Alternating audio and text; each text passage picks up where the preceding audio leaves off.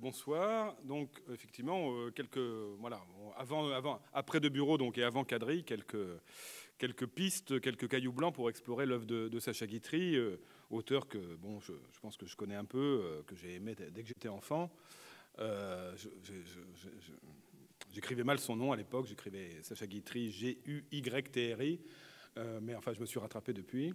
Et c'est vrai qu'on a toujours un plaisir à revenir à l'œuvre de Sacha Guitry, qui est une œuvre à la fois très connue, et en même temps je m'en suis aperçu quand j'ai fait l'exposition à la Cinémathèque française, donc il y a maintenant 12 ans, qui n'a pas livré tous ses secrets, notamment parce qu'on s'est aperçu à ce moment-là il y avait eu un fonds d'archives qui était arrivé à la Bibliothèque nationale de France, que nous avons donc exposé à la Cinémathèque française, et on s'est aperçu que Sacha Guitry, à travers ce fonds, était bien autre chose que l'image de mondain, strass et paillettes qu'on lui colle à la peau.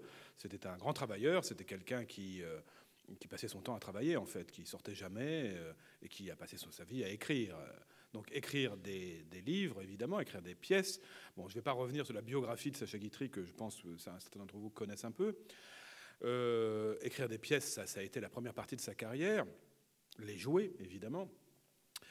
Mais aussi le cinéma. Et c'est de ça qu'on s'est aperçu avec Noël Giré quand on a fait cette exposition, c'est que le cinéma, contrairement à ce qu'on a pu croire, prétendre, n'était pas du tout pour Sacha Guitry un pis-aller ou une discipline subalterne. Il a mis à la préparation de ses films, à partir de 1935 à peu près, la même passion, la même patience et le même travail qu'il avait pu mettre et peut-être encore plus d'ailleurs, qu'à la rédaction de ses pièces. On était étonnés de découvrir que, par exemple, il prévoyait exactement la composition de ses génériques, le plan de travail, le montage était dessiné, presque storyboardé à l'avance. Sacha Guitry méprisant le cinéma, c'est pas du tout vrai, en fait. C'est une légende à laquelle il a participé lui-même dès l'abord, en faisant des conférences amusantes et en faisant croire que c'était finalement pour lui une simple manière d'enregistrer son théâtre. C'était en fait beaucoup plus. Et je pense que, voilà, ensuite on peut d'ailleurs se demander si on parlerait autant de Sacha Guitry aujourd'hui s'il n'avait pas été le cinéaste qu'il a été. C'est un peu le paradoxe, c'est que son travail de cinéaste l'a tiré vers la modernité, là où son travail d'auteur dramatique n'aurait peut-être pas suffi à le faire. Alors, bon, aujourd'hui, je ne vais pas parler de toutes les dimensions de Guitry cinéaste, mais je voudrais prendre comme fil rouge, puisque vous avez vu De Bureau, peut-être certains d'entre vous tout à l'heure, le thème de l'acteur. Sacha Guitry est d'abord un acteur, mais un acteur contrarié, j'en reparlerai. Et au fond, c'est dans cette vocation ratée que s'origine son talent de dramaturge et de cinéaste. Je rappelle, pour ceux qui ne le sauraient pas, qu'il était le fils donc d'un très grand acteur du début du XXe siècle, Lucien Guitry, qui était en fait très différent de lui. On n'a pas de trace, hélas, du jeu de Lucien Guitry. On n'a pas de trace sonore. On a simplement une image filmée à la sauvette dans son film Ceux de chez nous. Mais on sait à peu près ce qu'était Lucien Guitry, c'est-à-dire ça faisait partie de ces monstres sacrés de la Belle Époque, comme Sarah Bernard, comme Mounet Sully, mais avec un jeu particulier à cette période, qui est le jeu naturaliste, on pourrait dire. C'est popularisé par le théâtre libre d'Antoine, non loin d'ici. Un acteur qui a refusé le contrat qu'on lui offrait à la Comédie Française, qui a fait une carrière sur les boulevards, en jouant depuis 1879 jusqu'à sa mort en 1929 des pièces plutôt de naturalisme, de réalisme, où excellait un jeu assez minimaliste. Je pense que si on voulait avoir un peu une idée de ce qu'était le jeu de Lucien Guitry, il faudrait peut-être regarder les films avec Mos Joukine, qui a été un grand acteur du cinéma muet et qui, à mon avis, reprenait à certains égards la tradition de Lucien Guitry, notamment cette espèce de sobriété un peu démonstrative. On retrouve ça aussi chez Harry Bor un peu plus tard. Cette manière de jouer de son dos, de son regard, de quelque chose de très ramassé et en même temps de très concentré dans le regard, qui fait que c'est peut-être pas tellement le dialogue qui a porté un acteur comme Lucien Guitry, mais plutôt une sorte de gestuelle comme ça, un peu ramassé, un peu rentré, une brutalité un peu sourde, qui a fait sa gloire et qui a fait qu'il a passé à l'époque pour un acteur novateur. Même si le répertoire ici illustré était quand même assez convenu, il faut bien le dire, à part quelques grandes pièces comme les pièces de Jules Renard ou d'Edmond Rostand.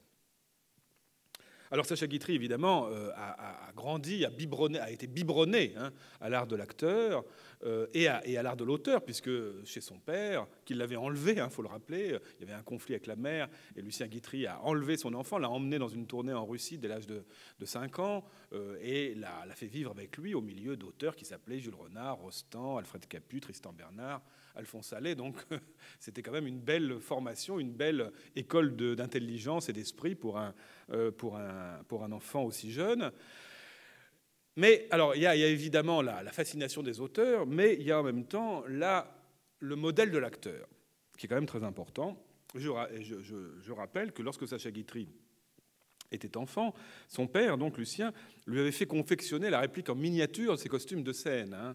C'est assez quand même merveilleux. On a même une photo très émouvante où l'on voit Lucien Guitry reprenant, à je ne sais plus quelle occasion, pour une revue sans doute, le rôle de Bureau, le mime de Bureau, que vous avez vu tout à l'heure dans le film, et donnant la réplique, enfin indiquant à son fils, Sacha, qui a lui aussi un costume de Pierrot, la pantomime à jouer. Bon, c'est intéressant d'ailleurs ce rapport à la pantomime, car je crois qu'en effet, Lucien Guitry, encore une fois, n'était pas un acteur à texte. Et curieusement, c'est une dimension que va s'approprier Sacha. Mais au départ, le rapport à la gestuelle, au mime, qui est très, très 1900, c'est la grande vogue des mimes avec Georges Vague, qui est un mime qui va se produire avec Colette, par exemple. C'est un moment important pour la redécouverte du répertoire de la pantomime. Bon, en tout cas, sous ce signe, mais qui est aussi évidemment le signe du théâtre parlé, Lucien Guitry fascine beaucoup son fils. Il sait que son père est acteur, très tôt évidemment, et il n'arrive pas à s'endormir la nuit parce qu'il sait que papa est allé jouer la comédie. On peut donc gagner sa vie en jouant, se disait-il. Bon. Ce qui pour un enfant est quand même une source de rêverie inépuisable. Alors, il lui avait fait donc confectionner la réplique en miniature de ses costumes de scène, dont celui de Louis XI, qui sera, comme par hasard, le dernier rôle joué par Sacha dans l'un de ses derniers films, en 1956, Si Paris nous était compté. Cette espèce de « tu seras un comédien, mon fils », cette espèce d'injonction paternelle, n'empêchera pas Lucien Guitry, le moment venu, d'interdire la carrière de comédien à son fils pour cause d'amateurisme. C'est une sorte de double mouvement, finalement. Tu seras un comédien, mais non, tu n'as pas le droit d'être un comédien. Au fond, on peut penser que ça plaisait bien à Lucien Guitry de caresser ce fantasme tant que Sacha était enfant, mais dès que c'est devenu sérieux, ça s'est moins bien passé, car Sacha, qui avait été embauché dans la troupe de son père au Théâtre de la Renaissance, pas très loin d'ici non plus, pour jouer je ne sais plus quoi, une pièce de Maurice Donnet, comme il avait une vie amoureuse un peu aventureuse, un soir, il est arrivé en retard et il est arrivé en scène avec sa perruque de travers. Il jouait un personnage de soldat romain, centurion, je ne sais pas quoi.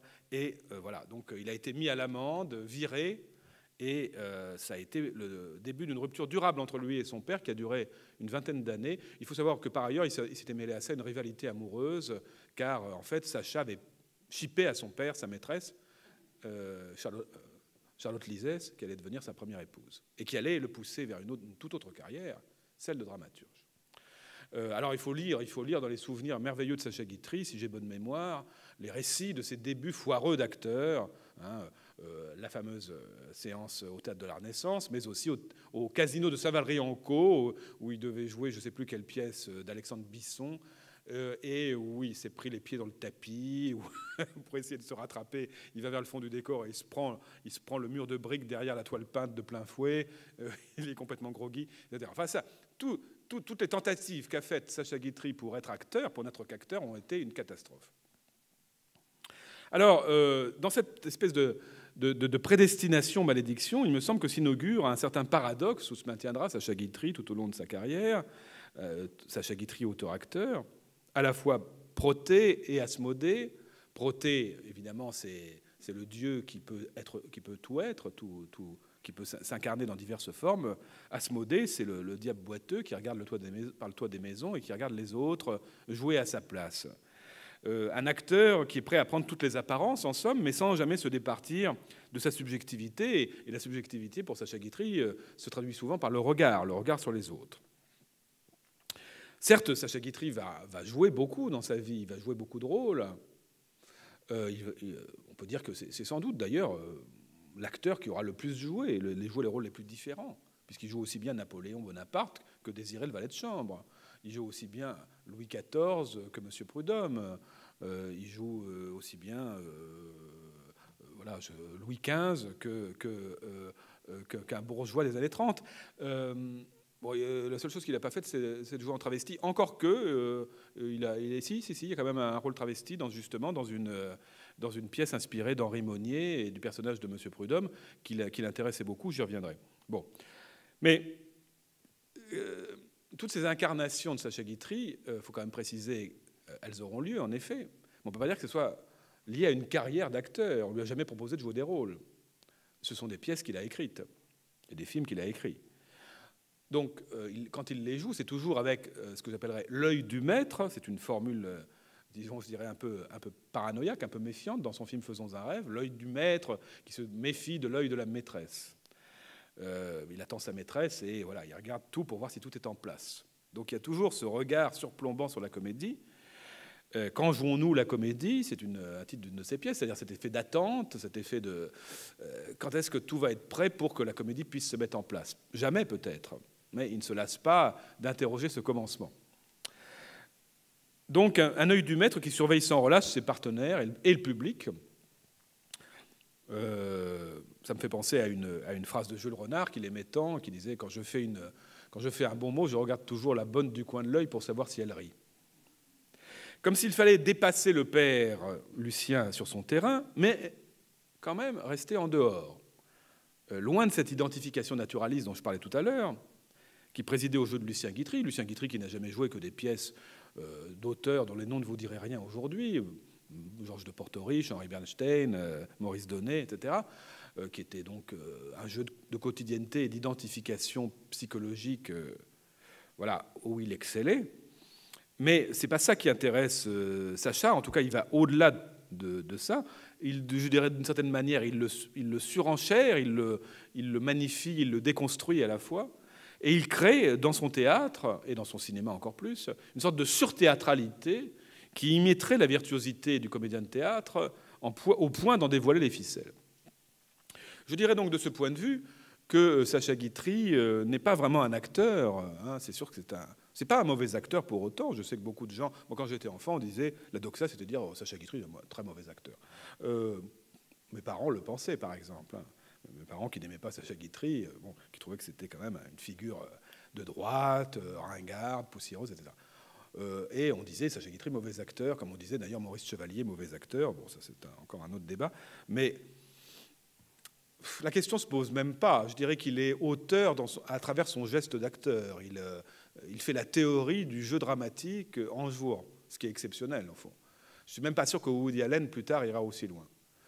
C'est-à-dire que voilà, il réfléchit à sa position d'acteur, et c'est ça qui fait la saveur de son jeu d'acteur, sans qu'on puisse comparer son jeu d'acteur à qui que ce soit. C'est sûr que c'est pas Michel Simon, c'est pas Charles Slaughton, c'est pas Harry Bohr, mais c'est quelque chose d'autre qui n'a de nom dans aucune langue connue et qui est le reflet de l'art de l'acteur dans un regard d'auteur.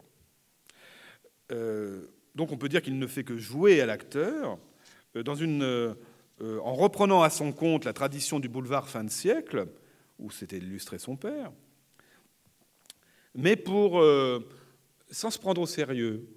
C'est ça qui est assez paradoxal d'ailleurs, pour la ramener vers une sorte de ludisme originel, vers une part de gratuité, d'enfance. Le jeu dont je parlais tout à l'heure, on peut donc gagner sa vie en jouant. Finalement, ce miracle, il ne cessera jamais de s'en étonner, quoi. C'est donc possible de jouer la comédie. C'est donc possible, et c'est pourtant impossible. Je pense qu'il balance un peu entre cette rêverie et cet interdit. Car je ne suis pas aussi génial que papa. Et au fond, toute son œuvre dit ça. Alors, bien sûr qu'il a joué des rôles, mais au fond, le seul rôle qu'il ait vraiment réussi, à mon avis, c'est celui de Talleyrand. Hein. Talleyrand, dans Le Diable boiteux, dans Napoléon, c'est vraiment le seul rôle auquel il se soit vraiment identifié, dans lequel il se soit projeté, sans doute parce qu'il y a trouvé des éléments qu'il avait en lui-même le goût des masques, de la manipulation, de la mise en scène. C'est une des rares figures historiques dans lesquelles il a pu retrouver un peu ce qu'il était, lui, homme de mise en scène. Talleyrand, je vous le rappelle, ce grand diplomate de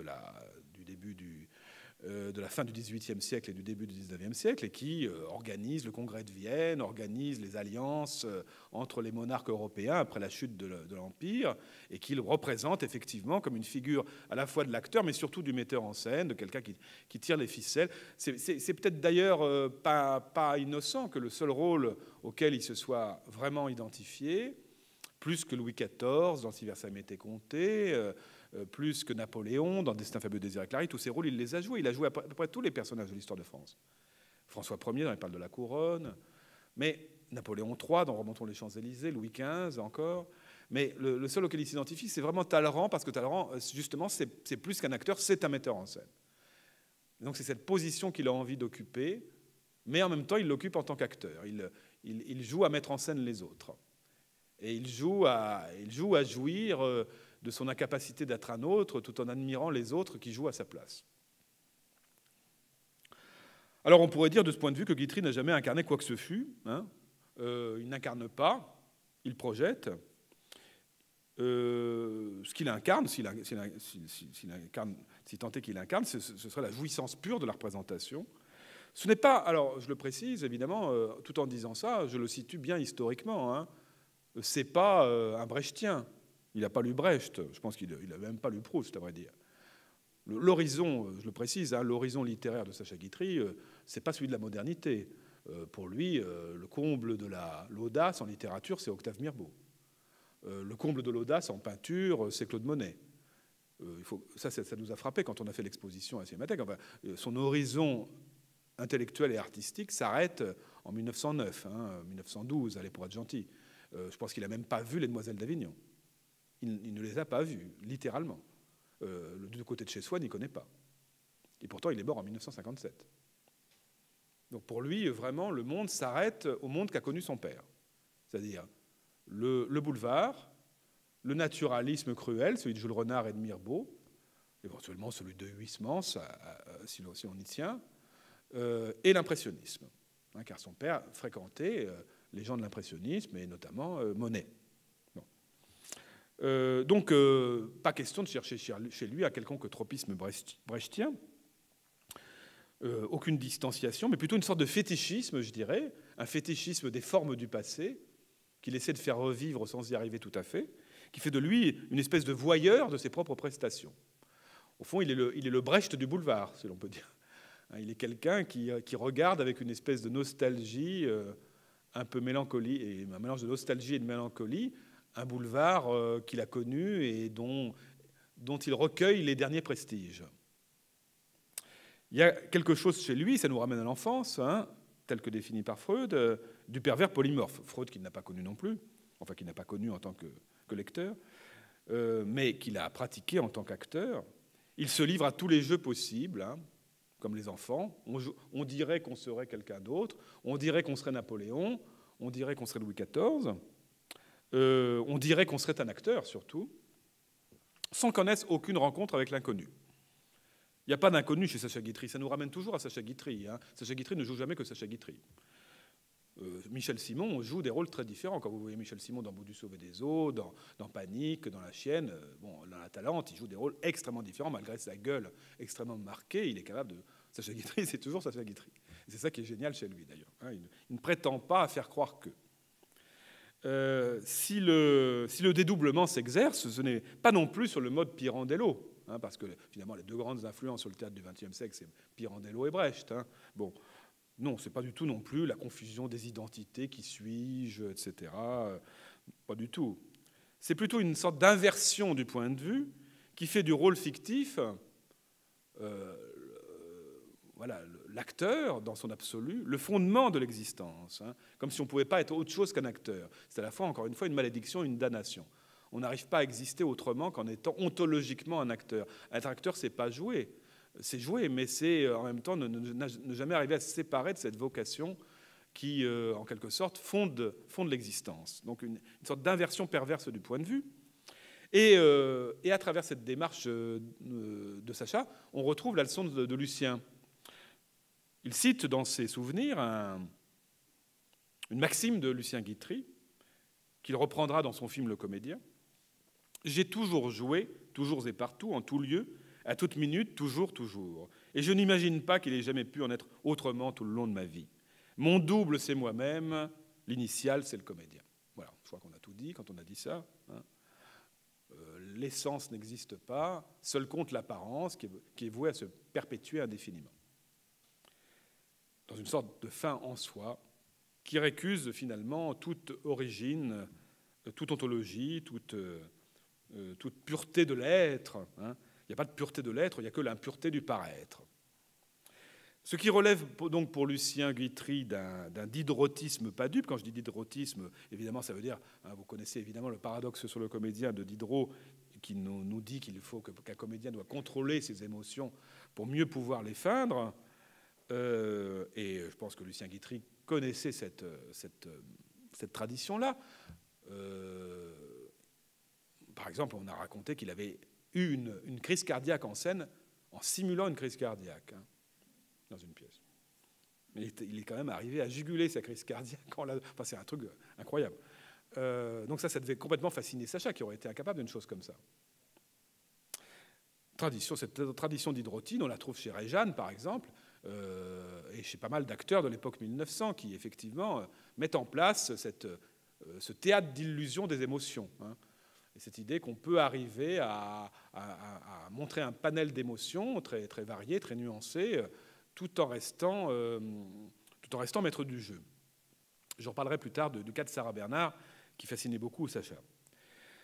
Ce diderautisme de Lucien Guitry devient pour Sacha, c'est pas tout à fait ça, c'est pas tout à fait contrôler mes émotions pour pouvoir mieux les feindre, c'est plutôt une espèce de schizophrénie, enfin au sens vulgaire qu'on donne aujourd'hui à ce mot, une schizophrénie bienheureuse. C'est l'autre qui dicte sa loi au jeu, c'est le reflet qui l'emporte sur l'origine. En l'absence apparente de la moindre souffrance. Hein, de ce point de vue-là, Guitry est un auteur anti-psychanalytique au possible. Hein, il n'y a pas de profondeur, il n'y a pas d'intériorité. Hein. C'est vraiment, on n'existe que sur la scène. Alors, il serait peut-être un peu lacanien de ce point de vue-là, mais certainement pas freudien. Il est surtout d'abord un écrivain. Hein. Il est surtout d'abord un écrivain, et chez lui, il n'y a pas de conflit entre vérité et mensonge, à la Pirandello, encore une fois, ou même à la Brecht, d'où pourrait émerger une problématique morale. Le théâtre ne trouve de fin qu'en lui-même. Il s'auto-sacralise en récusant toute vie souterraine, toute intériorité, tout inconscient.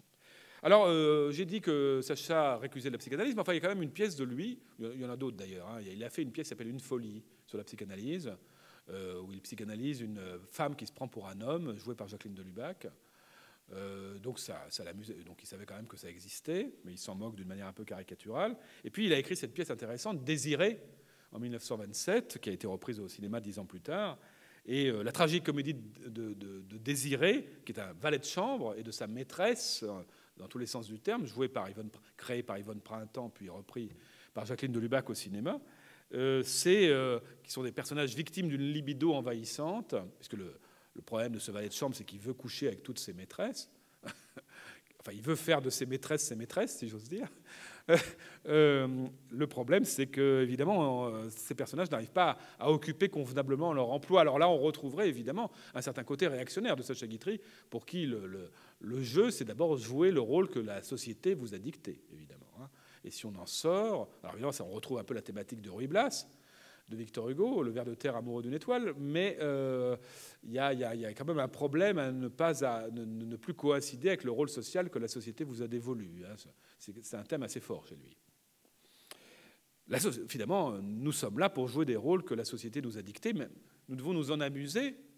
On peut jouer avec ça, on peut circuler à l'intérieur de ça, mais il faut quand même respecter ce cadre qui nous a été dicté dès le départ.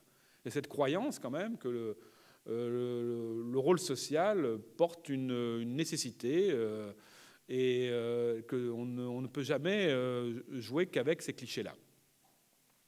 Alors cette logique, elle culmine dans trois films qui sont assez fascinants, il faut le dire, où Guitry va reprendre des pièces d'abord, mais surtout des films, où Guitry reprend un rôle qu'il a écrit pour son père. Car il faut préciser qu'après La brouille que j'ai décrite tout à l'heure, liée à la liaison avec Charlotte Lysès, ils se sont retrouvés après le... Bon, Charlotte Lisset, c'est la première épouse de Sacha. Et puis ensuite, il y a Yvonne Printemps qui va être sa deuxième épouse. Et à partir de ce moment-là, ça se passe très bien parce que Lucien, bon, peut-être parce qu'il n'avait pas de vue sur elle et qu'il avait quand même pris quelques années au compteur, bon, voilà, se réconcilie avec Sacha et avec Yvonne. Et là, il va y avoir une relation presque idyllique entre le couple Sacha-Yvonne à partir de 1919, année où il épouse Yvonne Printemps, et Lucien, qui se réconcilie. Et à partir de ce moment-là, il va se passer ce phénomène que Sacha écrit des pièces pour son père. Donc Sacha prend une revanche sur son père, l'acteur le plus connu de son époque, en écrivant des pièces pour lui, lui qui avait quand même été sacrément humilié par son père en étant viré de sa troupe. Et il va écrire pour lui 3 pièces, Pasteur, en 1919, Mon père avait raison. Alors là, ça va encore plus loin, puisqu'il, dans Mon père avait raison, il joue face à son père le conflit des générations, puisque c'est une sorte d'échange entre le père et le fils autour du départ de la mère, et donc toute une espèce de jeu de miroir entre le père et le fils. Et surtout, Le Comédien, qui est une pièce qui date d'un peu plus tard, 1921, je crois, et c'est une pièce qui va reprendre au cinéma 25 ans plus tard. Le père, entre-temps, est mort en 1929, mais c'est très troublant parce que au-delà quand Sacha Guitry refait ces 3 pièces, il va les refaire en film. Hein. Dans Pasteur, évidemment, en 1935, il se rejoue, non pas jouant Pasteur, évidemment, mais jouant son père jouant Pasteur, dans le texte qu'il a écrit, donc c'est quand même complètement vertigineux. Dans Mon père avait raison, il reprend le rôle que jouait son père à la création. Et dans Le Comédien, il joue à la fois son père comédien, son père dans son propre rôle, et lui-même auteur écrivant une pièce à son père. Donc c'est complètement délirant. Donc au-delà du projet officiel de fixer un souvenir, il se manifeste dans ce film, Le Comédien, de 1947, une étrange ambition de se réapproprier le père mythique, sa gloire, ses amours. Il fait toute une biographie de son père dans ce film, et sa mort elle-même dans l'espace intemporel de la scène. Ça me fait penser encore une fois à un texte de Lucien Guitry, imaginant, je cite, un peintre qui, navré de peine, ferait à travers ses larmes le portrait de son père sur son lit de mort. La décomposition le creuse, le décolore et le recolore, et le fils pense « Allons bon, voilà encore qu'il chante, c'est assommant. Il, ce n'est pas son père, c'est son motif. » Donc le père, y compris dans sa mort, ne devient qu'un prétexte à des variations et à des jeux infinis qui font comme si, au fond, tout ça n'était qu'une comédie. Alors il y a un peu de cette monstrueuse désinvolture dans la manière dont Guitry théâtralise le plus intime de sa légende personnelle. Il a eu ce mot que je trouve admirable quand le film Le Comédien est sorti en 1947. Il faut préciser que le film s'appelait d'abord Lucien Guitry et qu'ensuite il a essayé d'anonymer un peu le truc en appelant ça Le Comédien, mais enfin au départ ça s'appelait Lucien Guitry. J'ai fait Lucien Guitry, déclarait-il à la sortie du Comédien, parce que Lucien Guitry m'a fait. Ça, c'est quand même merveilleux. Donc c'est l'auteur qui s'est chargé de faire revivre l'acteur jusqu'à le faire mourir à nouveau. Donc on va peut-être voir maintenant un extrait du Comédien, la fin du Comédien, qui est un moment assez bouleversant et assez fou quand même. 1947.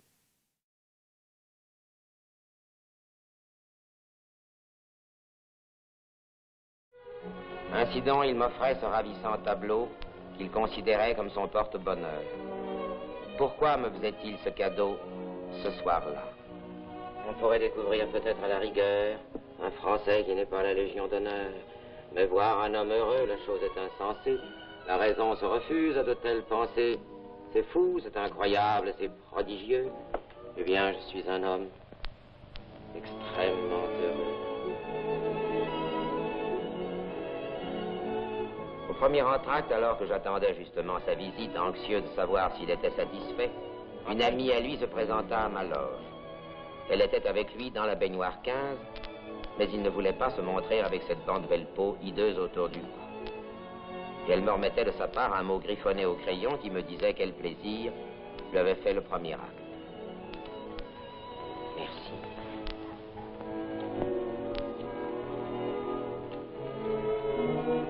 J'étais un peu surpris.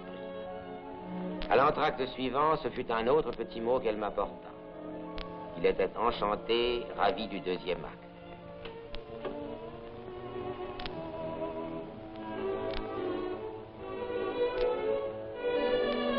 Après le dernier acte, enfin, 3 lignes de sa main me disaient son bonheur du succès remporté.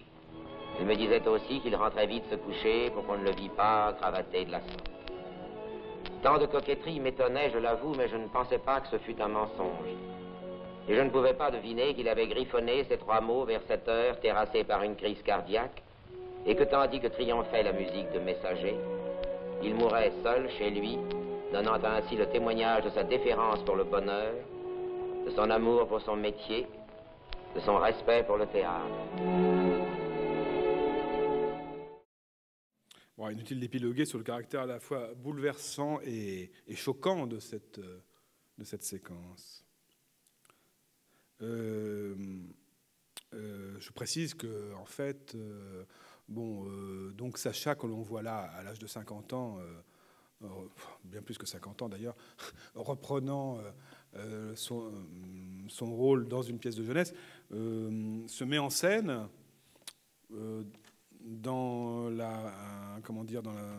les coulisses de la première d'une opérette qu'il avait montée en 1929, donc l'année de la mort de son père, L'amour masqué, avec Yvonne Printemps, puisque Yvonne Printemps, qui était une sorte de divette, l'avait entraîné vers le territoire de l'opérette. Par ailleurs, le tableau que vous avez vu, l'espèce de petit angelot casqué et cuirassé, est une toile fétiche qui était celle de Lucien Guitry, qui s'est retrouvée ensuite dans les collections de peintures de Sacha, et qu'il met souvent dans ses films, comme un signe du souvenir du père. Alors, donc la règle que vous avez vue ici, la règle du jeu, c'est celle d'un jeu qui défie les lois de la pesanteur. Comme vous l'avez vu, Sacha ne cherche pas plus à copier Lucien Guitry, puisqu'on a une scène juste avant ce que vous avez vu là, où on voit Lucien qui parle à son fils. Et donc Sacha Guitry joue à la fois son père et lui-même, sans faire aucun effort pour se rajeunir. C'est à peu près un homme du même âge qui parle à un homme du même âge. Ouais. Donc il s'en fout, en fait, il est complètement dans une espèce de croyance à la toute-puissance du jeu. Il ne cherche pas plus à copier son père ou à se rajeunir lorsqu'il lui donne la réplique dans son propre rôle. Il ne cherche pas plus la vraisemblance ou l'identification que lorsqu'il reprend, par exemple, Faisons un rêve. En 1935, il avait fait un film qui s'appelait Faisons un rêve, qui était un de ses premiers films parlants, qu'il avait repris 20 ans après sa création, et à 50 ans, puisqu'à ce moment-là, il avait 50 ans, il jouait un séducteur, à peu près comme il le jouait 20 ans avant, lors de la création. On a l'impression que pour Guitry, le temps n'existe pas, on peut éternellement jouer les jeunes premiers, le père, le fils, on peut intervertir les rôles, que c'est une question de moumoute, c'est surtout une question de croyance du spectateur et surtout une croyance de l'auteur, une croyance de l'acteur dans le prestige absolument illimité de l'acteur. Une sorte de coup de poker, un pari illimité dans la puissance de l'acteur. Même si lui-même ne se fait pas confiance en tant qu'acteur. C'est ça qui est paradoxal. Et pourtant, il spécule sur cet effet de croyance. Alors, c'est un décalage qu'il assume ouvertement, qui est une mystification qui le rend si énorme qu'elle en devient une forme suprême d'innocence, comme chez les enfants. Alors, si j'insiste tellement sur cet aspect comédien de Sacha Guitry, comédien raté et comédien fasciné par le vrai comédien qui était son père, c'est parce qu'elle explique cette façon singulière de faire du cinéma. Cette façon singulière de jouer la comédie explique sa façon singulière de faire du cinéma. Puisque l'ombre est plus importante que la proie, puisque le masque en dit plus long que le visage, il suffira tout simplement d'exhiber ces effigies. Effigies, on l'a vu, du vieux Lucien et du jeune Sacha, effigies dérisoires, effigies pas du tout crédibles, et en même temps, on y croit parce que l'auteur y croit lui-même. Effigie de l'acteur qui a joué dans le roman d'un tricheur. Je vous rappelle que ce film de 1936, film génial de Sacha Guitry, part du principe que l'acteur ne joue pas, il a joué. Donc le film va être raconté au passé.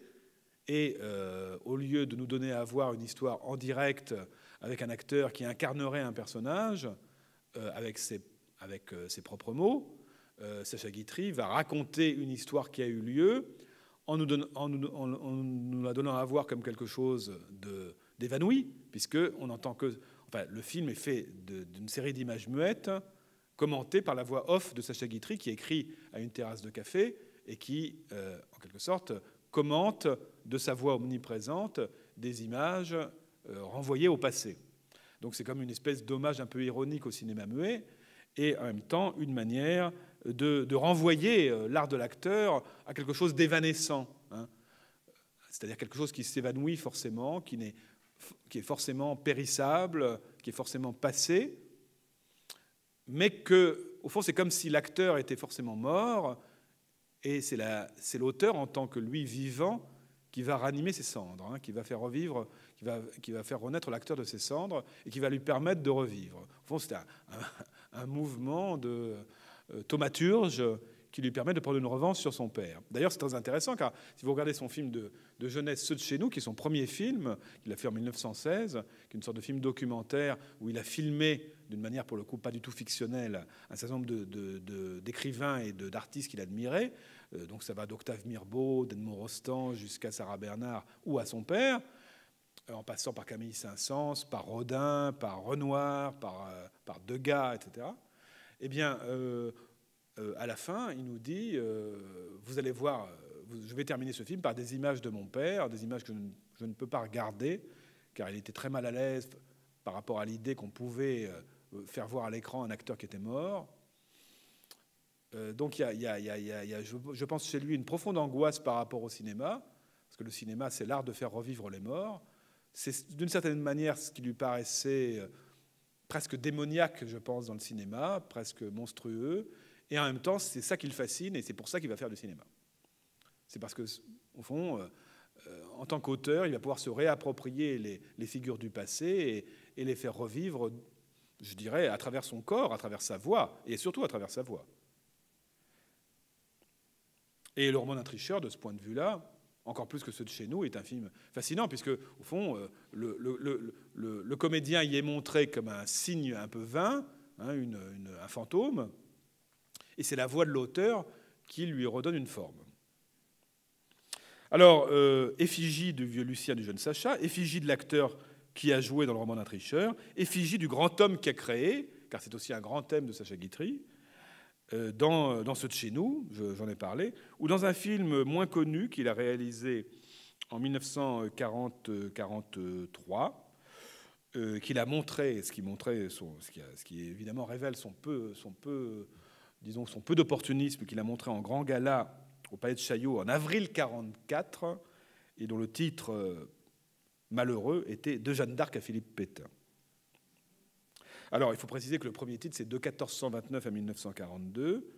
Il s'agissait, comme Ceux de chez nous, il avait fait en 1916 « Ceux de chez nous », hein, qui était un film donc, où il allait filmer les gloires de la France pour montrer que, face à la barbarie allemande, la France était éternelle à travers les grandes figures de son patrimoine artistique, des figures plutôt vieillissantes et, encore une fois, des figures qui appartenaient à l'avant-guerre, celles que j'ai citées tout à l'heure. Et en fait, il fait exactement... Parce que je pense que c'est quelqu'un, je l'ai dit, dont l'horloge s'est arrêtée assez tôt et qui n'a pas tellement compris, en fait, l'évolution des temps, et qui, en 1942, fait à peu près la même chose que ce qu'il a fait en 1916, c'est-à-dire va faire exactement pareil, va faire un film d'hommage aux gloires de la France. Donc, il fait ce film très naïf, parce que le conflit n'est plus le même, l'époque n'est plus la même, mais il continue à croire à une sorte de pérennité de la culture, de pérennité des grandes figures. Mais ce n'est pas tout à fait pareil pourtant, puisque dans Ceux de chez nous, il filme ces grands hommes dont je vous ai parlé dans leur intimité, et de ce faisant, il invente, bien avant Clouzot et le mystère Picasso, bien avant Averti avec Dali, il invente le documentaire culturel que nous connaissons aujourd'hui, hein, car Sacha Guitry a vraiment inventé cette forme de filmer l'art. C'est vraiment Sacha Guitry qui l'a fait le premier, avec Ceux de chez nous. Mais il le fait d'une autre manière dans De Jeanne d'Arc à Philippe Pétain, que je préfère appeler, car c'est quand même un titre plus consensuel, de 1429 à 1942. Et il le fait d'une manière extrêmement moderne, en fait, qui annonce le cinéma de Chris Marker, par exemple, et même celui de Jean-Marie Straub, puisque là, il ne s'agit plus de filmer, mais c'est un film de désespoir absolu. La France est plongée dans l'occupation, dans les ténèbres. C'est un tombeau de la France. Et il va filmer un livre. Hein. Il va donner à voir un livre qu'il feuillette, et à travers lequel il y a des traces des grands hommes du passé, des grandes figures du passé qu'il a admirées. Des effigies, là encore. Tous les films de Guitry, de ce point de vue, sont plus ou moins le mausolée de gestes qui ont disparu et qui ne sont jamais... Alors, ça, je crois qu'on l'aura compris, hein, des traces de gestes artistiques qui renvoient peut-être plus ou moins aux gestes artistiques du père, mais d'autant plus que ce ne sont jamais que des gestes d'acteurs. C'est-à-dire que les artistes qu'il admire, il les réduit finalement à une posture scénique. Hein. Il en fait des acteurs de leur propre légende. Et je crois qu'il ne peut pas les concevoir autrement. Il ne peut pas les concevoir autrement que comme de pures extériorités, des surfaces sur lesquelles il peut projeter ses fantasmes. Ce qui les fascine, ce n'est pas une pensée à l'œuvre, c'est pas tant une pensée à l'œuvre que cette extériorité, justement. Un dessin dans l'espace, je l'ai dit tout à l'heure, il a été très marqué par l'auteur, acteur, dessinateur qui était Henri Monnier, qui avait créé au XIXe siècle le personnage de Monsieur Prudhomme, un peu oublié aujourd'hui, mais qui était parti de la caricature pour construire un personnage qu'il avait fini par jouer sur scène. Bon, Sacha Guitry, il faut le rappeler, est lui aussi parti de la caricature, car au moment où son père, Lucien, le vire du théâtre de la Renaissance, il ne va pas tout de suite devenir auteur dramatique, mais il va s'illustrer comme caricaturiste. Et la première pratique artistique de Sacha Guitry, c'est celle-là, c'est la caricature. Et on a montré dans l'exposition de la Cinémathèque il y a 12 ans des magnifiques caricatures qu'il avait faites de Max, de Réjeanne, etc.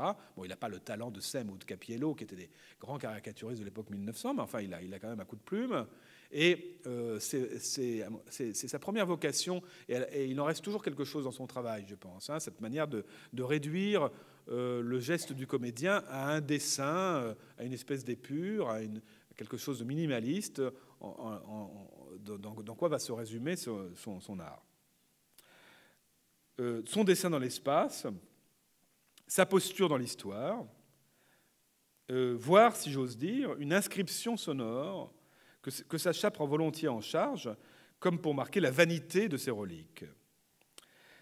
C'est la grande utopie de Guitry cinéaste, d'autant plus tordue qu'elle s'appuie sur un présent interdit dont il fait la malédiction ontologique du cinéma. Car si on regarde toutes les conférences qu'il a faites au moment où il a commencé à s'intéresser au cinéma, il faut rappeler que son rapport au cinéma, il est compliqué, puisque le cinéma est pratiquement contemporain de sa naissance. Il est né en 85, le cinéma naît en 95. Mais Sacha commence à s'y intéresser assez tôt, sauf qu'au début, c'est vraiment « je t'aime moi non plus ».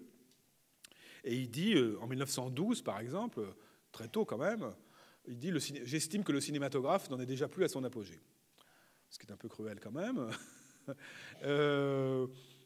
Et puis, il va se passer un phénomène intéressant, c'est que, il continue à faire des pièces, et depuis 1905, depuis sa première pièce, Nono, jusqu'à la fin des années 20, il écrit beaucoup de pièces qui sont jouées avec un grand succès. Il injecte parfois un peu de cinéma. Il y a notamment une pièce qui s'appelle « Une petite main qui se place », où il place une scène de cinéma. Et il anticipe sur ce qu'on connaît aujourd'hui avec l'injection de scènes de cinéma sur la scène. Mais, et on n'a rien inventé. Et puis, ça va commencer à l'intéresser à partir du moment où le cinéma devient parlant. Au fond, il ne s'intéressait pas trop au cinéma tant que le cinéma était muet. Ce qu'il aimait, c'est les documentaires. Il n'aimait pas trop le fait que le cinéma muet prétende singer le théâtre ou adapter des grands textes littéraires. Mais à partir du moment où le cinéma devient parlant, ça commence à l'intéresser. Et puis, il y a eu un phénomène, je crois qu'il ne faut pas sous-estimer, c'est qu'il a une nouvelle épouse à partir de 1935, qu'il épouse en 1935, il a 50 ans, elle en a 25, et il dira « j'ai 50 ans, elle 25, je veux bien en faire ma moitié », c'est Jacqueline de Lubac. Et Jacqueline de Lubac, qui est beaucoup plus trendy, sans doute de ce point de vue-là, que ne l'étaient Yvonne Printemps et Charlotte Lisette, en tout cas qui est trendy comme on pouvait l'être dans les années 30, lui dit « mais il faut faire des films, parce qu'elle a envie de faire carrière. Et elle n'a pas envie de faire carrière qu'au théâtre. » Donc c'est sous l'influence de Jacqueline de Lubac qu'il va se mettre à faire des films et à cinématographier, comme on disait à l'époque, ses propres pièces. Mais il le fait un peu à reculons, en donnant une série de conférences qui s'appelle « Pour le théâtre et contre le cinéma », en disant qu'il n'aime pas le cinéma parce que le cinéma, c'est du réchauffé ou du refroidi. L'acteur ne joue pas, il a joué. Ce qui est choquant dans un film, c'est qu'on peut voir un acteur qui est mort, etc. Enfin, toute cette détestation du cinéma dont il fait le théorème ou la théorie, il la décline sur tous les tons. Et curieusement, c'est de cette dimension de présent interdit, cette dimension de conservatoire qui caractérise le cinéma, évidemment, qui est un art du passé et non pas du présent. C'est un art qui nous montre des prises de vue qui ont été faites bien avant le moment de la projection, contrairement au théâtre. Eh bien, c'est de cette malédiction ontologique qu'il va faire la source de son bonheur de cinéaste. Il y a une sorte de retournement dialectique qui fait que tout d'un coup, c'est ça qui va l'intéresser. C'est très curieux finalement, parce qu'il défend cette idée de l'instantanéité du théâtre, de la chaleur, du contact avec le public, de la présence. Et pourtant, il va à un certain moment donné laisser tomber tout ça pour regarder ce phénomène théâtral avec les yeux du cinéaste et à la fois se l'approprier, en passer le relais à la postérité et lui donner une pérennité qu'il n'aurait jamais eue sans ça. C'est peut-être l'effet du vieillissement, finalement. C'est peut-être tout d'un coup un moment où il s'est dit on ne peut pas continuer à faire du théâtre comme si de rien n'était. Il y a un moment où il faut en garder la trace pour les générations futures. Il fait par exemple à ce moment-là un film-annonce pour un film qui s'appelle Le Nouveau Testament, où il imagine qu'on a pu retrouver les films-annonces, non pas les films-annonces, mais les captations des pièces de Molière, de Marivaux, de Beaumarchais, jouées par leurs créateurs. Donc il y a tout un fantasme comme ça, tout d'un coup, de figer l'instant théâtral dans l'éternité du cinéma. Donc il s'agit de vouloir conserver ce qui est rebelle à toute saisie, ce qui s'évanouit dans l'instant, ce qui ne peut se conjuguer qu'au passé. Un paradoxe totalement fondateur de son œuvre cinématographique. Comme si toute épiphanie, artistique ou politique, puisque, on l'a bien vu, Sacha Guitry ne se contente pas de mettre en scène des acteurs, mais il met en scène des acteurs jouant des grands hommes d'État.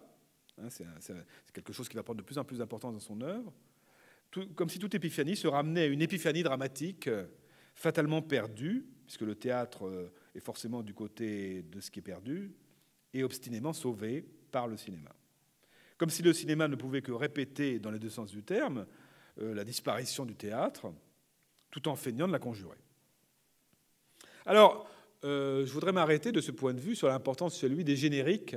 Vous savez tous l'importance qu'ont les génériques chez Sacha Guitry.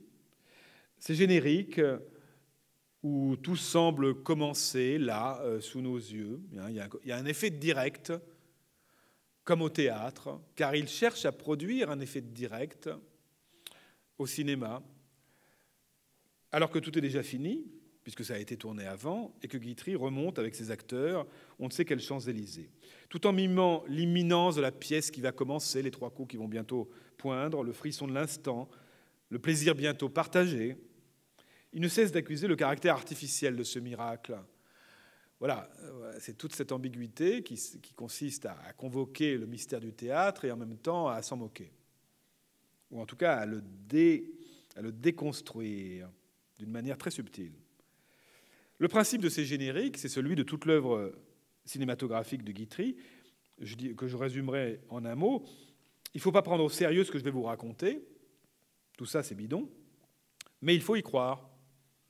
C'est parce que nous savons que tout est faux, toi le spectateur, moi l'auteur, que nous pourrons y prendre quelque plaisir. C'est parce que nous sommes adultes que nous allons retrouver notre enfance. En ce sens, le mensonge assumé de l'acteur est l'élément moteur. Et je considère que finalement, ce fil rouge, cette métaphore de l'acteur souffrant, on pourrait dire, me permet quand même d'expliquer Sacha Guitry en tant qu'auteur de théâtre et surtout en tant qu'auteur de cinéma. Je pense qu'on n'arrive pas à perdre de vue cette dimension. Jusque dans un film aussi désincarné, aussi privé de corps et de souffle que de Jeanne d'Arc à Philippe Pétain. Donc, comme je l'ai dit, de Jeanne d'Arc à Philippe Pétain, qui est sans doute son art poétique, son film le plus radical, son film le plus moderne avant la lettre, son film le plus fou. Et je vous engage à découvrir ce film qui a été édité en DVD. Je ne vais pas m'étendre sur les options politiques douteuses de Sacha Guitry, c'est un autre débat. Bon, qui sont d'ailleurs... Bon, voilà, on pourrait revenir là-dessus, mais bon, ce n'est pas mon propos aujourd'hui. Mais dans le Jeanne d'Arc à Philippe Pétain, donc, qui est, comme je vous l'ai dit, un livre d'heures, c'est-à-dire qu'il tourne les pages d'un livre et il filme dans les pages du livre les effigies de grandes figures artistiques, politiques ou historiques. Dans ce film, l'acteur n'est plus qu'une voix fantôme, par exemple celle de Madeleine Renaud ou de telle société à la Comédie Française lisant des poèmes, ou celle de Guitry convoquant des ombres, puisqu'on entend beaucoup la voix de Sacha Guitry convoquant à travers un certain nombre d'effigies des traces du passé. Et pourtant, il s'agit encore et toujours de jouer à l'histoire, de faire comme si Branly, l'inventeur de la radio, Balzac, Barrès étaient vraiment là, alors qu'en fait on ne voit rien d'eux. Hein. On ne voit que leurs mains. Enfin, il y a une trinité qui me paraît très importante pour définir Guitry. Il y a une trinité, leurs mains.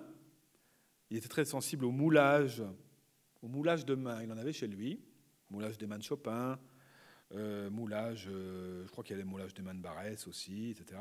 Et puis il y a les traces manuscrites, mais c'est aussi la main. Hein. Alors il était, je le rappellerai, j'en reparlerai plus tard, un grand collectionneur. Donc il collectionnait beaucoup les moulages de mains et les manuscrits. Donc tout ce qui pouvait attester l'emprise de l'artiste par le geste, la main. Donc les mains, les mots, écrits ou imprimés. Alors ça, il filme les mots. Qui a fait ça en son temps? Il filme les mots. C'est pour ça que j'ai toujours dit que ce film était l'adaptation. C'était pas une adaptation littéraire, c'était une adaptation littérale. C'est-à-dire qu'il filme un livre. Généralement, quand Claude Autant-Lara fait Le Diable au corps, ou quand René Clément fait Monsieur et Poix, ils adaptent un livre, ils en font du cinéma. Non, Sacha Guitry, il filme le livre. C'est complètement dingue. Et leurs masques. Les mots, les mains, le masque. Les masques mortuaires. Ils sont une sorte de survivance absolument incroyable, fascinante de l'art du comédien. Ces attributs, ce sont précisément ceux du comédien guitriste, à commencer par lui-même, et qui sont ici les derniers signes d'une France plongée dans les ténèbres. Hein. Ce livre est comme plongé dans les ténèbres de la France de l'occupation, et tout d'un coup, il n'émergerait plus que ces signes absurdes et cependant fascinants. Mais si Guitry n'avait pas été d'abord un acteur, mais un acteur contrarié, chez qui le monde réel ne se laisse pas distinguer de sa représentation, c'est pas un acteur de profession, c'est un acteur qui ne sait pas où il est, en fait, qui n'arrive pas à distinguer, au fond, la différence entre jouer, pas jouer, être soi-même, être un autre. Enfin, c'est pour lui un vertige qui ne se lasse pas d'interroger. Eh ben, il n'aurait certes pas produit un objet aussi incroyable que ce film. Donc je vous invite à regarder un extrait de Jeanne d'Arc à Philippe Pétain, où il est question du grand XVIIe siècle, celui de Molière, de Racine, et comme par hasard, le siècle du théâtre, du grand théâtre du grand siècle.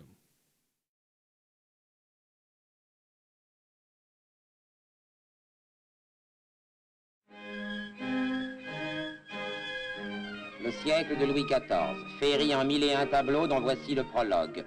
Le décor représente une salle au Palais Royal et la scène se passe en 1643. Le roi Louis XIV vient précisément de monter sur le trône, il a 5 ans.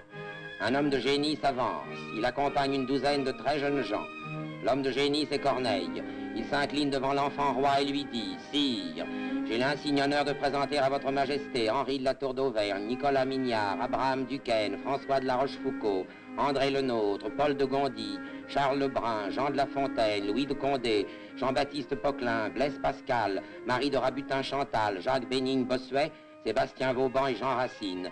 Puis, les ayant ainsi nommément désignés, il ajoute « Sire, voici votre siècle ». Cette effigie de Louis XIV, plus émouvante encore que monstrueuse, a été faite du vivant du roi. Elle est de Antoine Benoît, peintre et sculpteur de Sa Majesté. C'est une cire coloriée, grandeur nature. La perruque est une véritable perruque. Quant à l'œil, il est en émail. Pascal, son masque mortuaire. Le texte est du révérend père Certilange. Colbert, son portrait par Lefebvre. Le texte est de Jean Giraudoux. Voilà, donc vous aurez relevé évidemment l'effet d'écho entre cet extrait et celui du comédien qui nous relatait déjà la mort d'un acteur. Alors à partir de là, on pourrait définir une idée dramaturgique obsessionnelle chez Sacha, que j'appellerais, je reprendrai d'ailleurs un peu cette idée à Dominique Paini, qui me l'avait soufflé, faire défiler des doubles, défiler de doubles. Plus encore que le théâtre, le cinéma est pour Guitry une vaste galerie des glaces. D'ailleurs, j'avais pensé appeler l'exposition Guitry, Galerie Guitry, Je regrette beaucoup qu'on ait préféré Une vie d'artiste. Une vaste galerie des glaces, évidemment sur le modèle de celle de Versailles, où il traque en même temps la succession et le reflet, sur un mode qui tient tour à tour de la revue de music hall, de la parade militaire et de la comparution judiciaire, un thème auquel il reviendra souvent, puisqu'il y a souvent des comparutions judiciaires chez Guitry, dans La Poison, bien sûr, dans Assassins et voleurs, il aime bien ça, les scènes de procès. Avec des scènes très drôles, d'ailleurs, avec Michel Simon ou Darry Cole, qui viennent tout d'un coup faire leur numéro devant le tribunal. Faire le numéro, c'est aussi quelque chose une expression sur laquelle on pourrait revenir. À quoi s'ajoute son goût de se faire des têtes, ainsi que d'en affubler ses épouses. Cette constante de se faire des têtes, elle ressortit, elle encore, à la revue Fin de siècle, ou aux caricatures vivantes d'hommes politiques ou d'hommes célèbres qui enchantaient le Paris de la Belle Époque. Hein, se faire des têtes, c'était vraiment quelque chose... Enfin, ce truc de la... J'ai parlé de la caricature, mais la caricature, c'était pas simplement la caricature par le dessin, c'était aussi les revues. Hein. Les revues, on n'en a plus l'idée aujourd'hui, où le tout Paris allait assister à des revues où des acteurs connus ou des chanteurs connus imitaient Clémenceau, Aubryan, et se faisaient leur tête, etc. Et c'est l'équivalent, évidemment, l'ancêtre des Guignols de l'info et de ce qu'on connaît aujourd'hui. Ce qu'on connaît même plus aujourd'hui, d'ailleurs. Merci Bolloré. Alors, mais ce qui est intéressant, c'est que dans ce goût de se faire des têtes ou de caricaturer les hommes connus, Sacha Proté s'interdit tout mimétisme. Il prétend pas ressembler. D'abord par cet effet de succession qui est la marque visible du metteur en scène. Je rappelle l'extrait célèbre du roman d'un tricheur où l'on voit Sacha jouant le tricheur qui se déguise dans les casinos de Monte-Carlo et qui passe à travers une espèce de tambour battant comme ça, qui revient déguisé tantôt en Eric von Stroheim, tantôt en je ne sais quel personnage un peu inquiétant et tantôt en Sacha lui-même, en faisant des espèces de clins d'œil au public pour dire attention, c'est moi, je suis déguisé, comme si on n'avait pas compris. Voilà, donc cet effet de succession, de reflet, et en même temps encore une fois, on jouerait à être un autre sans prétendre jamais à ce que ce soit tout à fait crédible, mais en jouissant de cette espèce de représentation qui n'est qu'une fin en soi. Et puis par un effet de reflet qui semble renvoyer tous ces masques à une origine perdue. Alors on sait que le thème du sosie, qui n'est pas un thème très original, mais auquel il redonne une certaine vigueur, parcourt toute son œuvre depuis son théâtre. Il y a une pièce, par exemple, qui s'appelle « Mon double et ma moitié », jusqu'à son cinéma. Il va par exemple faire en 1952 un film pas très bon qui s'appelle « Je l'ai été 3 fois », où Bernard Blier reprend le double rôle de cette pièce, un rôle où un homme se voit confisquer son intimité amoureuse par le truchement d'une ressemblance physique. Hein. Son sosie finit par coucher avec sa femme en se faisant passer pour lui. Dans Les Trois font la paire, la gémellité, celle d'un acteur qui était Philippe Nicot, sera le masque du crime, un personnage de clown, si je me souviens bien. Dans La vie d'un honnête homme, en 1952, Michel Simon. En fait, Michel Simon est le frère raté qui vient voir son frère qui a réussi, qui est un richard comme ça, un peu cynique. Et puis le frère riche a une crise cardiaque, et du coup, il meurt, et du coup, le frère va récupérer son identité. Ah non, c'est le contraire. C'est le frère pauvre qui meurt, et du coup, c'est le frère bourgeois qui en a marre de sa vie ennuyeuse, qui va récupérer l'identité du frère raté pour finalement se perdre dans la nature.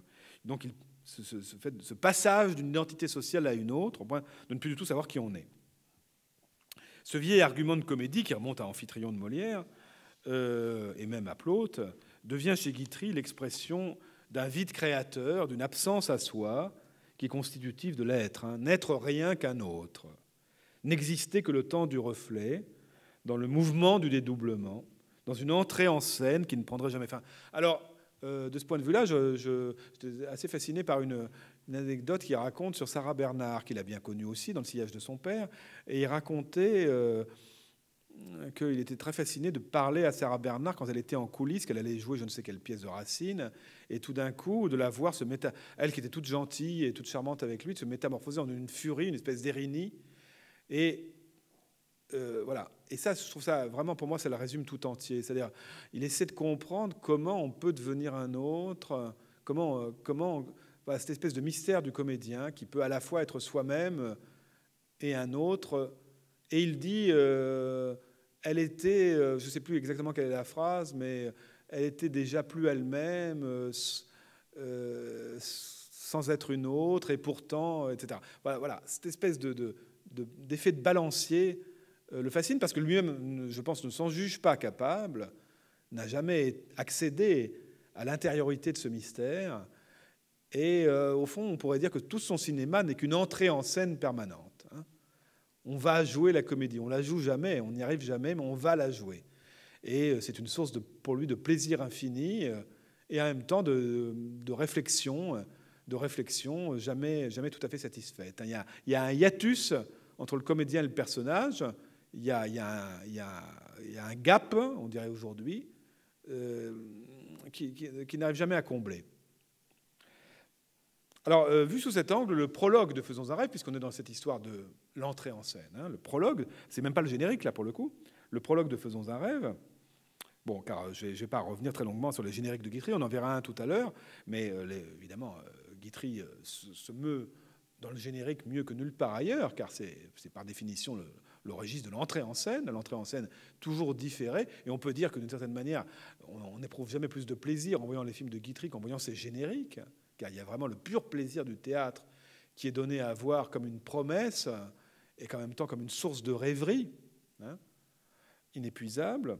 Mais il n'a pas fait que des génériques, il y a aussi des prologues. Et le prologue de Faisons un rêve, un film de 1936, est de ce point de vue-là tout un programme. C'est plus tout à fait un générique, c'est pas encore une scène de la pièce.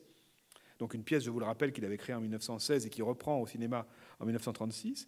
Mais c'est seulement, comme je le disais à l'instant, un défilé de reflets au cours duquel de très grands noms du théâtre, Michel Simon, Arletty, Victor Boucher, Yvette Guilbert, bon voilà, je peux en citer d'autres, dont les noms sont peut-être un peu plus effacés aujourd'hui, sont réduits à la trinité emblématique du comédien, celle-là même que je décrivais tout à l'heure, des mains qui jouent aux cartes, comme vous l'allez voir, des mots qui circulent en l'air, des mots d'auteur, venus de la tradition de la Belle Époque, à cette tradition du mot d'auteur qu'on ne connaît plus aujourd'hui, mais qui remontait à Maurice Donnet, à Tristan Bernard, à Alphonse Allais. Cette tradition du boulevard, hein, c'est-à-dire des auteurs dramatiques qui se réunissaient dans les cafés du boulevard et qui faisaient des mots. Bon. Et puis des masques qui s'imposent presque comme des caricatures, car vous allez voir à quel point, au fond, là, les acteurs sont là comme des esquisses qui glissent, qui passent, et qui sont vraiment comme des caricatures d'eux-mêmes. Alors regardons cet extrait de Faisons un rêve de 1936. Arletty, Victor Boucher, Yvette Guilbert, Gabriel Signoret, Pierre Bertin, Jacqueline de Lubac, Rému et Sacha Guitry, bien sûr.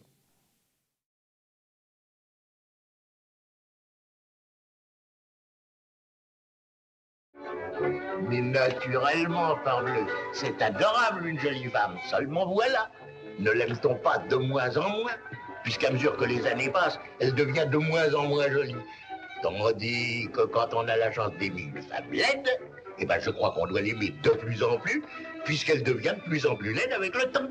Eh bien moi, voyez-vous, ce qui m'ennuierait le plus, c'est d'être trompé par une femme qui ne serait plus très bien physiquement. Oui, ça m'ennuierait. Parce que son amant serait comme ça, de quoi je me contentais la veille encore. Oui, oui. Eh bien, laide ou jolie, moi, j'ai une opinion très nette sur la question. Et la plus grande saleté qu'on puisse faire à un homme qui vous a pris votre femme, c'est de la lui laisser. Comment c'est un ministre, ce monsieur-là? Puisque je vous le dis, voyons. Eh ben, écoutez, il a l'air bien correct pour un ministre.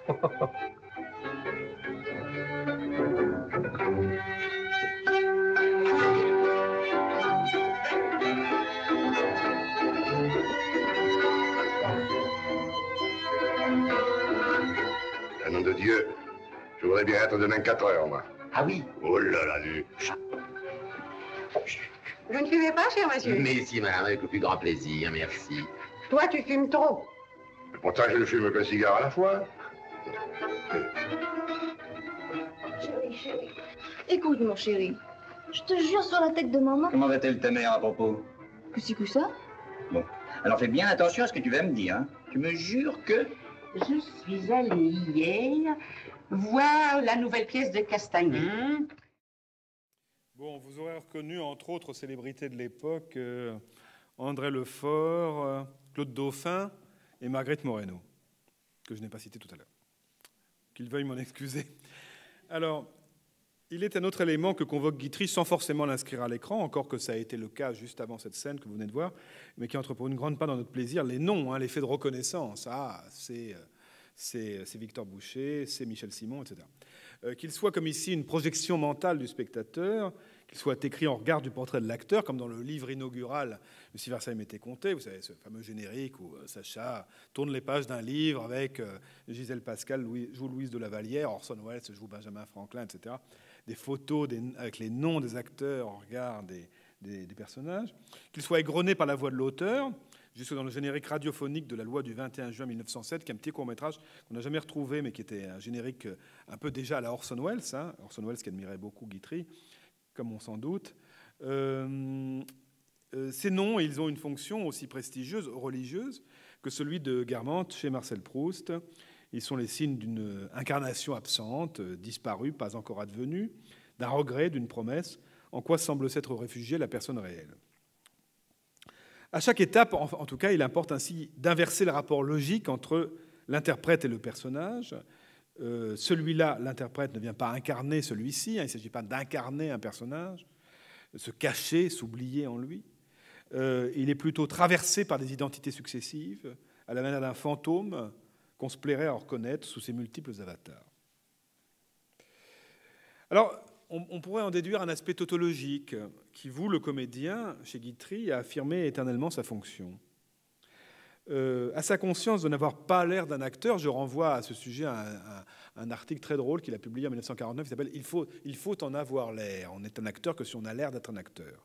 Lui, je pense, considérait qu'il n'avait pas du tout l'air d'être un acteur, il avait raison d'ailleurs. Mais ça le fascine, cette idée que pour être un acteur, il faut en avoir l'air.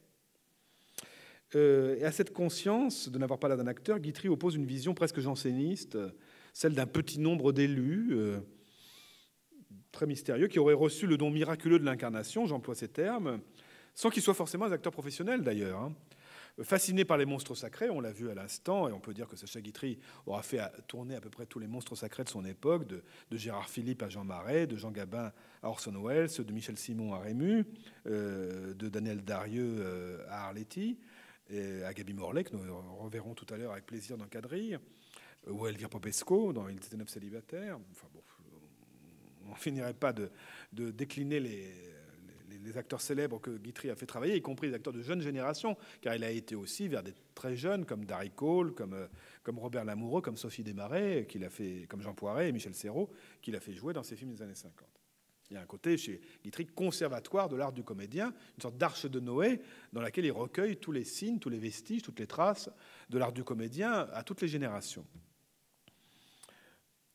Mais s'il est fasciné par les monstres sacrés ou par les acteurs en devenir, Guitry l'est aussi par ses amateurs, entre guillemets, qu'il distingue avec autant d'arbitraire que Robert Bresson.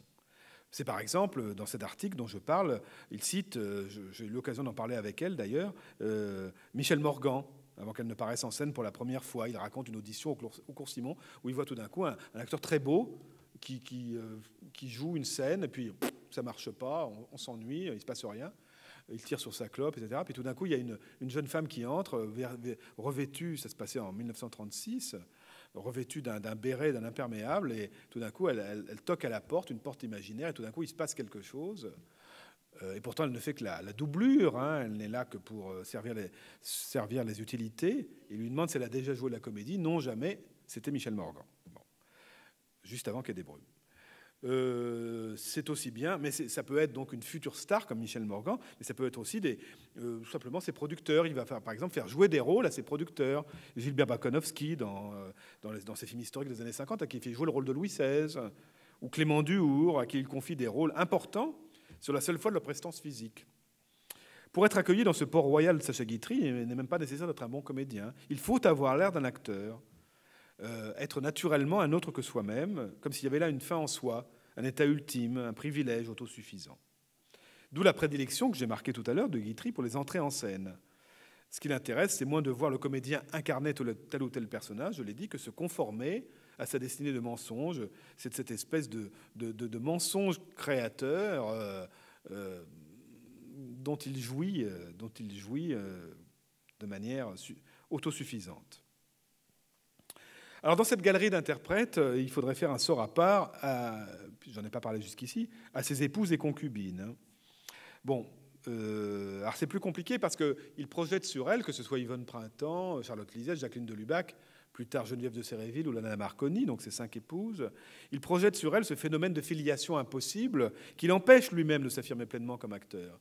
Et au fond, comme il est avec ses épouses et concubines un peu dans le rôle du père, il projette un peu sur elles cette transmission impossible. Il a eu cette phrase intéressante, à vrai dire, il ne faut pas qu'il y ait de solution de continuité entre la vie et le théâtre. Ben, cette solution de continuité, on dirait pourtant qu'il ne se lasse pas de l'interroger. Alors soit qu'elle demeure invisible, comme dans le cas de Sarah Bernard, que citait tout à l'heure, on n'arrive pas à voir la couture, soit qu'elle soit au contraire trop visible, comme dans le cas de Lana Marconi, très mauvaise actrice, et manifeste comme par défaut la préséance de l'acteur. Voilà, c'est un peu comme une sorte d'envers et l'endroit de la même médaille. C'est particulièrement sensible lorsque Guitry endosse une paternité fantasmée auprès de ses épouses. Donc il s'agit de Jacqueline de Lubac dans le Nouveau Testament, où il joue un personnage qui va s'avérer être le père de Jacqueline de Lubac, Geneviève de Séréville dans Donne-moi tes yeux, où il joue le rôle d'un sculpteur aveugle, un magnifique mélodrame tourné sur l'occupation, ou bien Lana Marconi dans Le Comédien, où il est censé l'initier à devenir comédienne sans y arriver vraiment. Donc tout se passe alors comme s'il fallait rejouer la transmission et son échec, voilà, une entrée en scène toujours différée, comme si Sacha ne cessait de balancer entre le rêve d'une vie tout entière théâtrale, il n'y a pas de solution de continuité entre la vie et le théâtre, voilà, on joue en permanence, et en même temps une certaine interdiction de poursuivre ce rêve. C'est le grand thème de son théâtre, peut-être plus encore que de son cinéma d'ailleurs. Faisons un rêve, l'illusionniste, on ne joue pas pour s'amuser. Toutes ces pièces ne parlent que d'une comédie désenchantée ou d'une illusion qui se dissipe à l'approche du réel.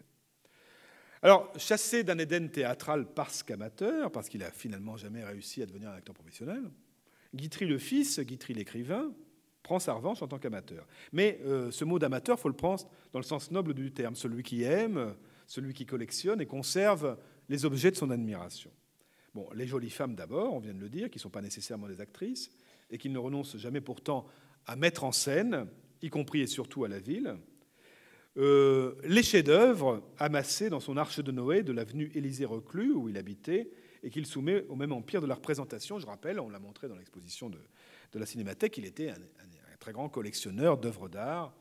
Mais ce sont moins des œuvres d'art que les signes de l'art, les traces d'un génie créateur dont il guette l'apparition. Alors évidemment, il y a beaucoup d'œuvres dans la collection Guitry, enfin pas non plus énormément, hein, mais évidemment des œuvres impressionnistes qu'il aimait avoir chez lui, Coco écrivant d'Auguste Renoir, La Rouge de Toulouse-Lautrec, etc.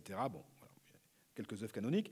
Mais il a surtout une passion pour les fétiches, pinceaux, le pinceau de Monet, manuscrits, le manuscrit, on l'a vu là, de Lagrange, décrivant la mort de Molière, par exemple, main moulée, en quoi il croit voir caché le geste de l'artiste. Enfin, les grandes figures de l'histoire et les grands comédiens, ça c'est une autre forme de collection, une collection théâtrale et surtout cinématographique, confondus chez lui dans un même conservatoire. Ça va devenir obsessionnel à la fin de sa vie. Il ne va plus faire que ça, hein, faire des films où il va résumer l'histoire de France à lui tout seul à travers des grands acteurs devenus confondus avec les grandes figures de l'histoire. Peut-être aussi pour venger les humiliations vécues à la Libération. En dernière analyse, tout se ramène donc à un rôle qu'on joue pour la postérité. À leur tour, il faut que Pasteur ou Claude Monet aient l'air d'un acteur, c'est-à-dire se résument dans leur masque, anticipent cette vaine apparence à laquelle les réduira la mort. On connaît l'anecdote évoquée dans Le Comédien de Lucien Guitry qui se grimait d'après sa propre photo en Pasteur. Oui, en effet, Lucien Guitry, quand il jouait le rôle de Pasteur dans une pièce écrite par son fils, avait au-dessus de lui une photo de Pasteur, mais ce n'était pas la photo de Pasteur, c'était la photo de lui en Pasteur. Là, toujours cette idée que l'origine, c'est le comédien. Il n'y a pas d'essence à chercher derrière la comédie, il y a la comédie comme une fin en soi, comme un alpha et un oméga. Mais sait-on que Sacha, peu après la disparition de son grand ami Claude Monet, osera le réincarner très peu de temps après, Monet, si je ne me trompe, est mort au début des années 20, et Sacha le réincarnera avec une longue barbe dans un tableau patriotique d'Histoire de France, une pièce qu'il donne en 1930 au Théâtre Pigalle, nouvellement créé, où il se met en scène dans un dialogue entre Claude Monet et Clémenceau, car il faut rappeler que Clémenceau était un grand ami de Claude Monet. comme si le théâtre venait tout naturellement se substituer à l'histoire. C'est ce renversement de perspective que vont accentuer les films à grand spectacle des années 50. Le grand homme y est littéralement phagocyté par son interprète, jusqu'à se trouver parfois réduit à une dépouille. Et j'en veux pour preuve que cette magnifique anecdote où Jean Marais, quand il joue François Ier dans Si Paris nous était compté, demande à Sacha Guitry, mes maîtres, est-ce qu'il faut que je ressemble au portrait? Est-ce qu'il faut que je me fasse la tête du François Ier de Clouet, hein, qui est au Louvre? Mais non, mon cher ami, je veux d'abord que vous ressembliez à Jean Marais. Dans un making-of radiophonique de Si Versailles m'était compté, qui est très, très instructif, Sacha ne cesse de maintenir cette primauté du rôle à chaque étape de la création. Démystifier pour remystifier, c'est le double mouvement qui l'amène à multiplier les relais pédagogiques, génériques, ça on le sait assez peu. Hein. Alors, je renvoie à un très bel article qu'avait fait Jean-Paul Fargier dans le catalogue de notre exposition sur ce thème de Guitry et la télé, Guitry et la radio, car il était quelqu'un qui est très intéressé par ce nouveau média. J'avais fait aussi une émission à France Culture là-dessus, j'avais fait 2 émissions, Sacha Guitry comédien et sachaguitry.com. Car pour moi, Sacha Guitry, au fond, aujourd'hui, adorait Internet. Il adorait les nouveaux médias qui lui permettaient justement de conserver le passé. Et je pense qu'il a aimé le cinéma à la passion. Il disait « je m'amuse comme un fou », mais il adorait aussi la radio et la télévision. Donc générique, chronique, émission de radio et de télé. Mais ça lui permet en même temps de faire remonter toujours plus loin la fabulation. C'est pourquoi, par exemple, il nous reste beaucoup d'enregistrements de ces pièces, mais pas la moindre captation en public. Hein, c'est intéressant. Tant il faut que l'acteur reste jusqu'au bout maître du jeu. Il y a par exemple un film qui s'appelle Toa, en 1950, où il se met en scène dans le rôle d'un conférencier qui est interrompu un moment par une femme dans le public qui le braque avec un revolver. J'espère que ça ne va pas m'arriver ce soir. Et on pourrait penser que dans ce spectacle, il va tourner avec des vrais spectateurs. Ben non. Le film lui-même est pris dans cette continuité ininterrompue entre la scène et la salle, et tout est fait évidemment en studio, ou en tout cas dans une captation gelée, figée. Partout, le réel se dérobe donc derrière sa représentation, derrière une sorte d'alliage de documentaire et d'illusionnisme, une genèse en trompe-l'œil qui inspire aussi bien la panoplie de célébrités de ceux de chez nous, films a priori documentaires, et celle des fictions ultérieures. Dans ceux de chez nous, en 1916, Sacha Guitry demande à Camille Saint-Saëns ou à l'avocat Henri Robert de se mettre en scène dans l'exercice de leur art, quitte à révéler dans la conférence qui accompagne ce film et dans l'émission de télévision qui va fixer la conférence plus tard, des secrets de coulisses aussi faux que le reste. Il raconte que Camille Saint-Saëns était furieux parce qu'il n'avait pas eu l'orchestre qu'il voulait, et donc il dirige Alfred Cortot en faisant semblant de diriger un orchestre. Donc il s'amuse de démystifier la représentation de l'espèce de mensonge. Enfin, il s'amuse finalement à transformer le grand artiste qu'il filme en comédien, à en faire un menteur. Mais il y a là-dedans aussi, évidemment, une manière d'imprimer la légende et de réécrire les conditions du tournage qui n'appartient qu'à lui. De même, dans ses films de fiction, il attend de ses comédiens une présence réflexive. Vous le verrez tout à l'heure, quand il filme Gaby Morley dans Quadrille, il joue des effets de star de Gaby Morley avec son petit mouchoir, ses petits rires, le fait qu'elle joue elle-même une comédienne, etc., jouant les pièces de Bernstein. Pareil pour Popesco, pareil pour Michel Simon. Hein. Il filme les comédiens dans leur légende. Hein. Il ne les filme. Ça arrive aussi qu'il les laisse devenir un personnage. Je pense à Michel Simon à un certain moment, mais enfin, c'est d'abord leur prestige théorique qu'il donne à voir.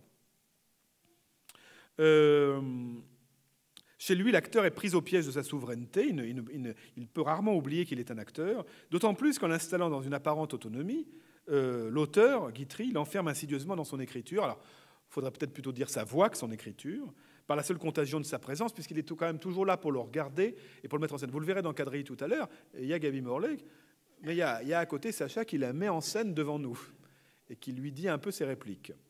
Et elle ne joue pas de la même manière si elle n'avait pas en face d'elle un grand metteur en scène qui la dirige.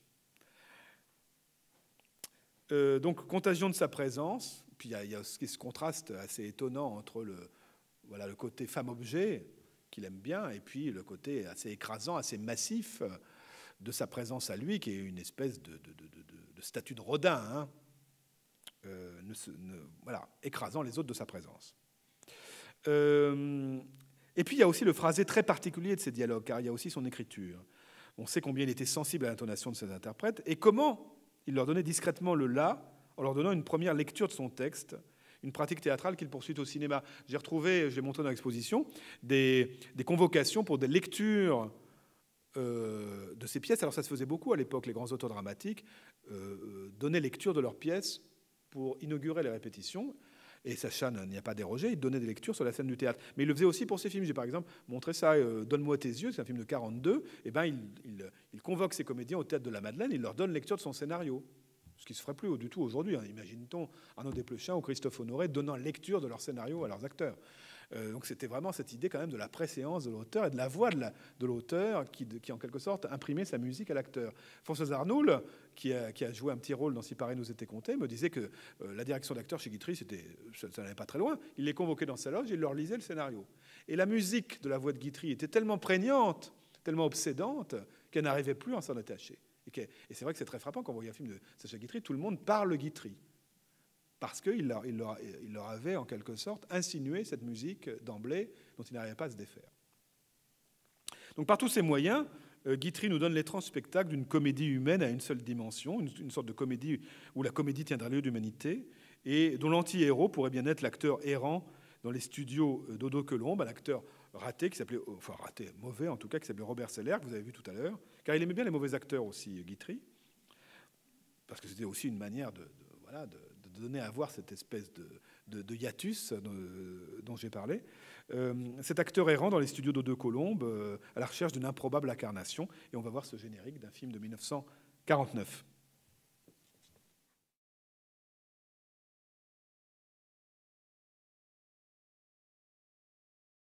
Et vous, monsieur, qu'est-ce que vous faites? Je monte. Vous montez? Vous montez l'escalier? Non, je monte le film.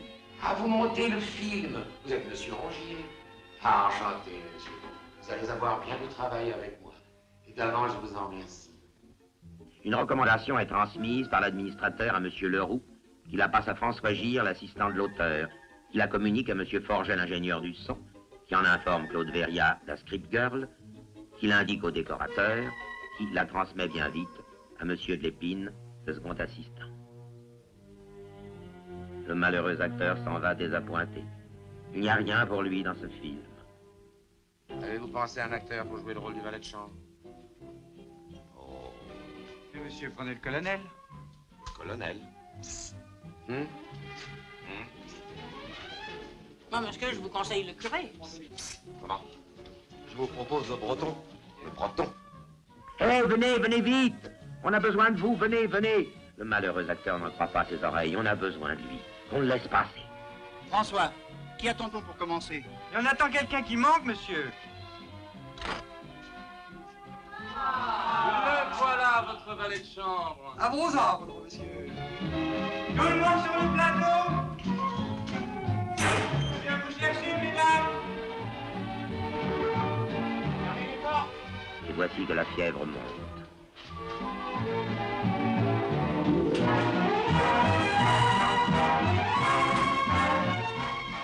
Mettez le rouge, s'il vous plaît. Silence! On tourne. Le rouge est mis. Moteur.